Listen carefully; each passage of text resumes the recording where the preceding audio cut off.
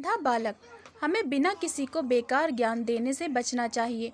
अगर आपको कुछ समझ नहीं आता तो सीधे पूछना चाहिए, इसके बजाय कि स्वयं सोचकर खुद ही नतीजे तक पहुँचे। मनोहर नामक आदमी अपने 5 साल के बेटे रवि के साथ ट्रेन में थे। रवि ने जिद करते हुए कहा कि वह ट्रेन की विंडो सीट पर ही बैठना चाहता है। उसकी इच्छा के बावजूद वो व्यक्ति जो विंडो सीट पर बैठा था ने रवि की हरकतों को देखा और मनोहर से कहा, भाई साहब, आपका बेटा इतनी जिद कर रहा है तो आप उसे मेरी जगह पर बैठा दीजिए। इसके बाद रवि को विंडो सीट मिल गई और अब वह खिड़की के बाहर खुशी से दृष्टि मिलाता रहा।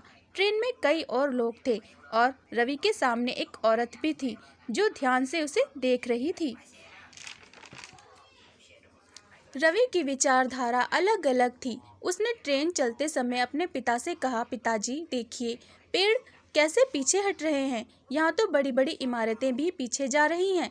जब ट्रेन चलती तो उसने ऐसे विचार किए। उस औरत ने समझा कि रवि की मानसिकता ठीक नहीं है, लेकिन उसे मनोहर से बात करनी थी। जब ट्रेन एक स्टेशन पर रुकी तो वह औरत अपने टिफिन के डिब्बे से मिठाइयों का आयोजन कर रही थी और उसने रवि और मनोहर को कुछ मिठाइयाँ दी। बातचीत के दौरान उसने मनोहर से कहा कि उन्हें एक अच्छे डॉक्टर के पास ले जाना चाहिए क्योंकि रवि की मानसिकता सही नहीं लगती।